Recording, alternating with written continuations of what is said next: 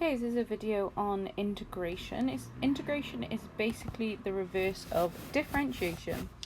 So if you watch my first video on how you differentiate, this was question 1 if you remember. So where you had to differentiate 7x squared, so the differential of that is 14x to the power of 1, or just 14x. Integration is the opposite. So let's say you had to integrate 14x squared. So you've got this and you want to get back to 7x squared. So you've got 14x and you want to get back to 7x squared. So that's what integration is basically. So to do this, you start with your 14x, you add 1 to the power, so there's an invisible 1 here. So you add 1 to the power, that's 2, and then you divide by that. So I would divide by 2. So 14 divided by 2 is 7, so you get 7x squared. And I've got back to my original question, which was 7x squared, differential was 14x. So integrating is just basically the opposite of differentiating. So let's have a look at some tricky questions. These are straight exam questions because these are basically all the ones I could find. So let's start. So this one we have to integrate. So don't forget you've got to add 1 to the power, then divide by it. So take each one as it is. Before I start this one, I'm just going to manipulate some of them. So we're integrating 3x to the power of 4 plus the square root of x. The square root of x can be written as x to the power of a half, plus 1 over x squared can be written as x to the power of minus 2. So you want to get them all with the x to the power of something. You don't want square roots involved, you don't want fractions involved. So you want to get those out, okay? So take each one. So we start with our 3x to the power of 4. So we add 1 to the power, so 3x to the power of 5, and we divide by that, so I divide by 5.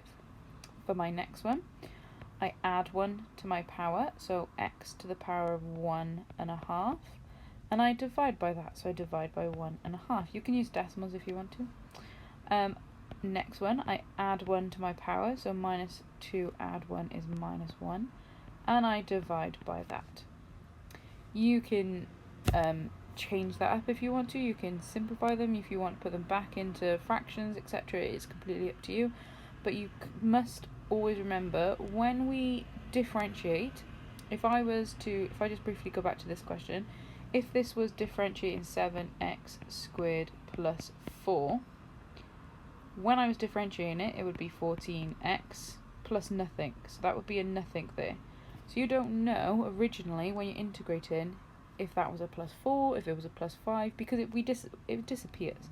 So after you integrate everything, you always must put a plus c, because it's a constant number that could have been there. There could be nothing there, but it is always constant. If you want to tidy that up, you can. I'm just going to leave that alone for a minute because it is a messy one. For the second one, again, I'm just going to get that fraction out first. So I'm integrating 4x to the power of 6 plus x to the power of minus 2 plus 9. So I'm going to add 1 to my power, so I've got 4x to the power of 7. I'm going to divide by that, so I divide it by 7. I'm adding 1 to my power, so x minus 2 add 1 is minus 1, and I divide by that, which is minus 1. In the next case, I add 1 to my power, so there is an invisible x to the power of 1 here.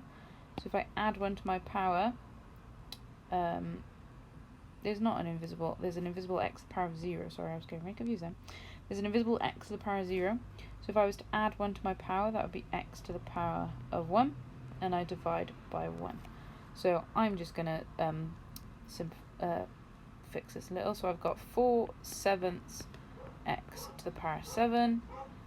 When I divide by minus 1, it's like dividing by 1, so everything stays the same, but it becomes negative, so it becomes minus x to the power of minus 1. And when I divide by 1, it just stays as it is. So this is 4/7 x to the power of 7 minus anything to the power of 1 is a fraction, and plus 9x. And don't forget your plus c. Let's have a go at another one. So I'm just going to pick a random one. So let's have a go at this one.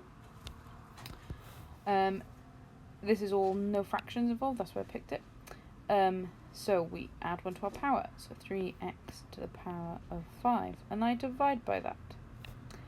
Then we add 1 to our power, so 6x to the power of, there's invisible 1, so it becomes 2, and I divide by 2. We've got to add 1 to our power, so minus 2 add 1 is minus 1, and I divide by that, and don't forget your plus c. I normally add it at the very end, but I'll add it now.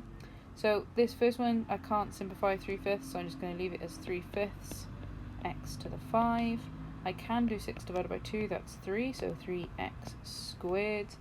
And I can divide by minus 1, so it becomes minus 8x to the minus 1 plus c. Now you can change your 8x to the minus 1 into the fraction if you want to do, so 1 over 8x, but that is completely up to you. They will mark anything that is equivalent, okay? You wanted to check you've done it right, you can always multiply it out, you can differentiate it to check, okay?